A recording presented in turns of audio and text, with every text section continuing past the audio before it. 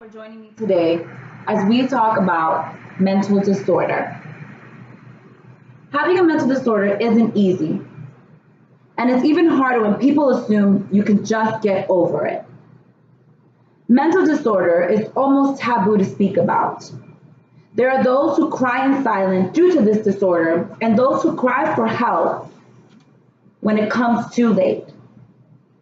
Mental disorder is common for adults and children living day to day, and we want to find the resources which can prevent all parties from suicide.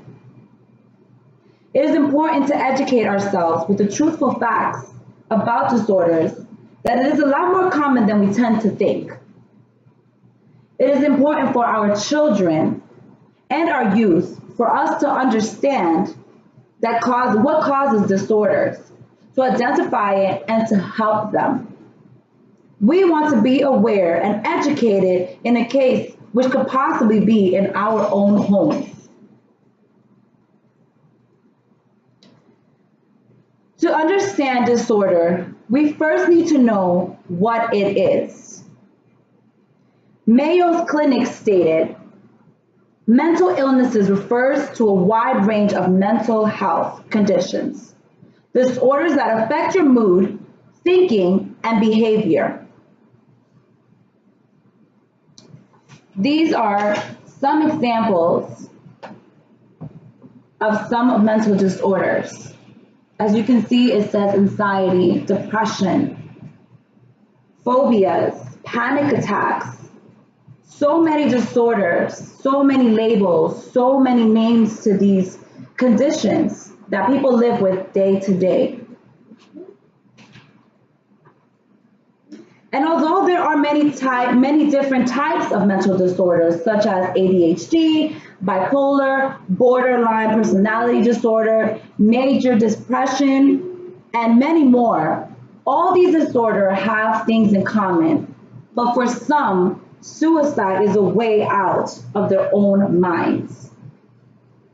Individuals who self-harm report that causing themselves physical pain generates a sense of release and relief which temporarily alleviates excruciating emotional feelings.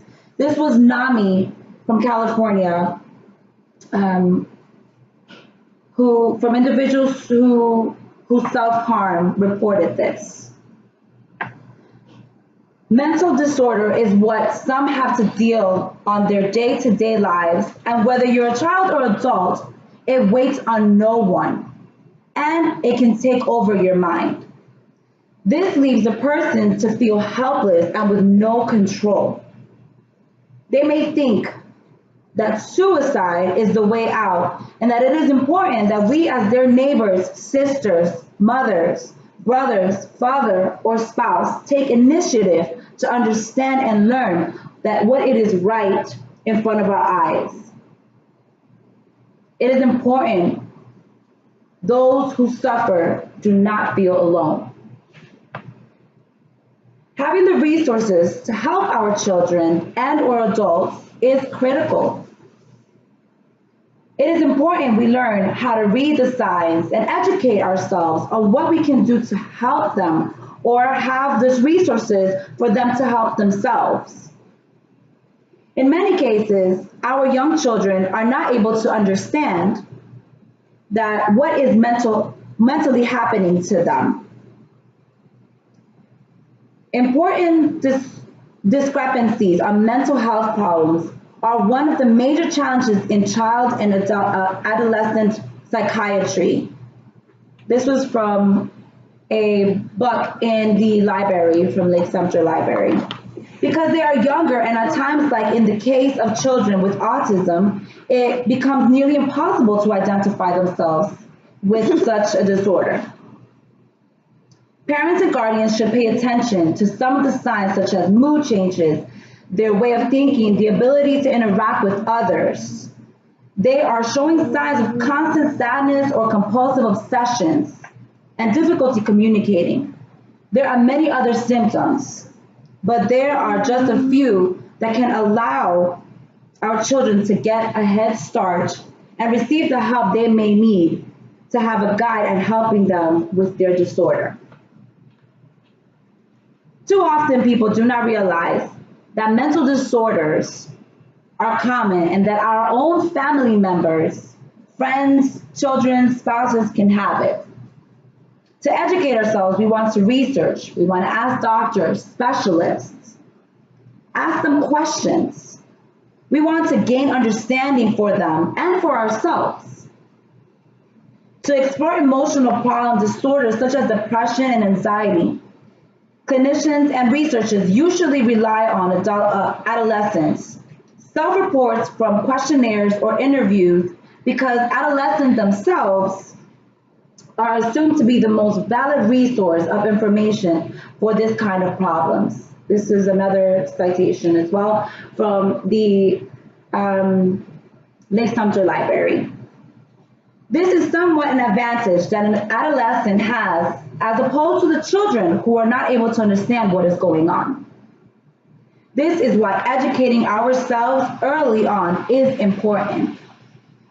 Mental disorder does not need to be a taboo. It is not needed to be on something that we ignore or disregard. It is not something that cannot be contained or assisted in. There are thousands of people living with disorders daily, and it is important that we learn from them. Suicide is real. And when you live on your head with depression, where it is constantly present, where you have the lack of ability to do normal day-to-day things that others can do so easily, people whose disorders make them feel alone and think that there is no way out. Support systems are critical and they are important. Mental disorder does not have to be a bad thing. It can be the start of getting to know who you truly are and learning how to live with your unique traits. After all, we are all different in our own special way. Thank you guys for coming and listening to me with the speech of mental disorder.